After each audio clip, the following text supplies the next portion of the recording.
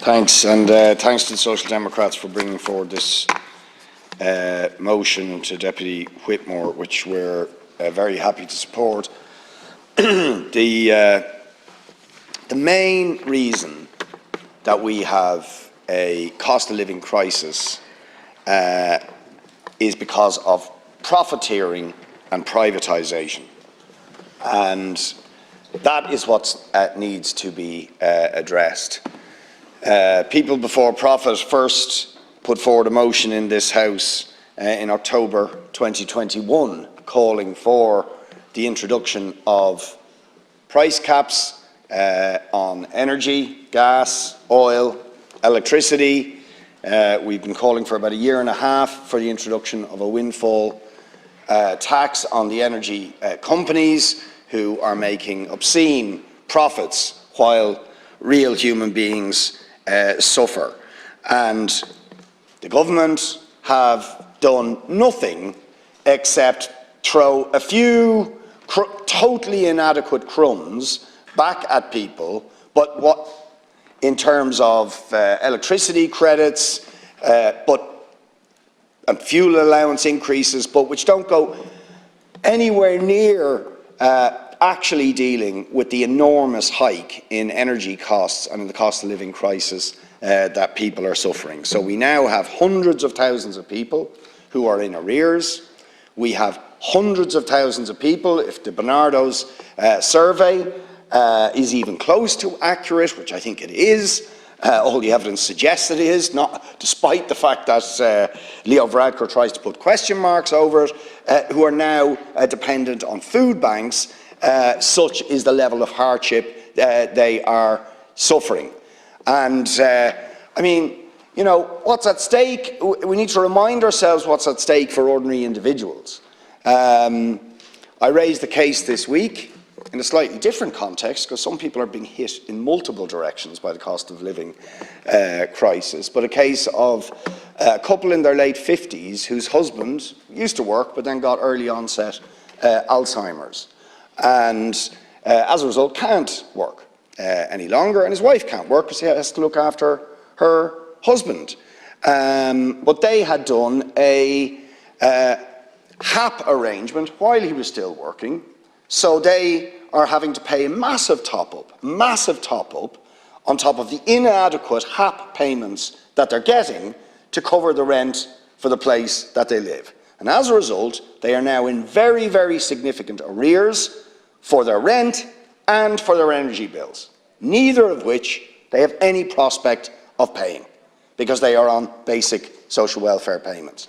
They go for an exceptional needs payment and they get a fraction of what is necessary to cover their arrears on rent, which are just going to build and build and build, and the arrears on their energy bills.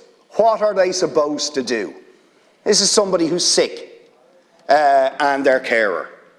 But there's no answers, because the government won't deal with the fundamental problem, which is profiteering. And the scale of the profiteering is absolutely obscene. The 5 biggest oil and gas companies in the Western world last year saw their excess profits jump to €134 billion. Extraordinary profiteering by these companies on the back of the misery of families like that. Or another family I brought up this week, who because a couple where the wife has cancer, but she's been on illness benefit, doesn't even get the fuel allowance. But his husband can't turn down the heating because she's sick. So their bills are building up, but they're not entitled to the fuel allowance because they're on supposedly what's called a short-term payment, even though she's been on it for several years and has cancer.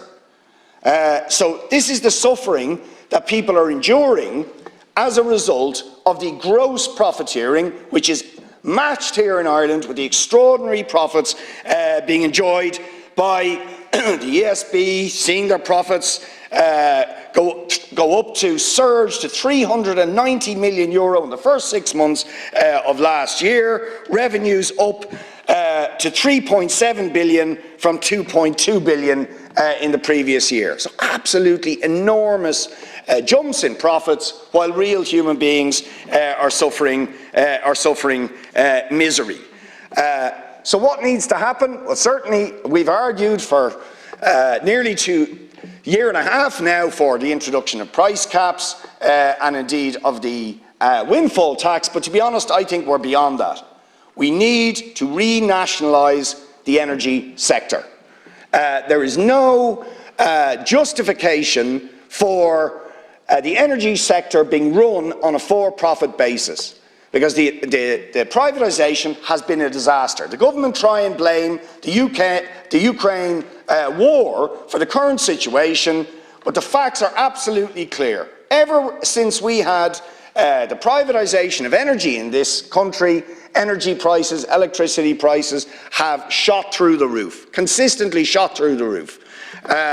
And it is unconscionable that we can see these obscene super profits being made on the backs of the misery and hardship and suffering that ordinary people are experiencing, and many, many people being driven outright into poverty. I mean, even in terms of the utter inconsistency and injustice of the tariffs that are being charged. I've raised, others have raised it here today, the district heating issue, where people are being charged multiples of the unit cost per kilowatt hour than other people are being charged.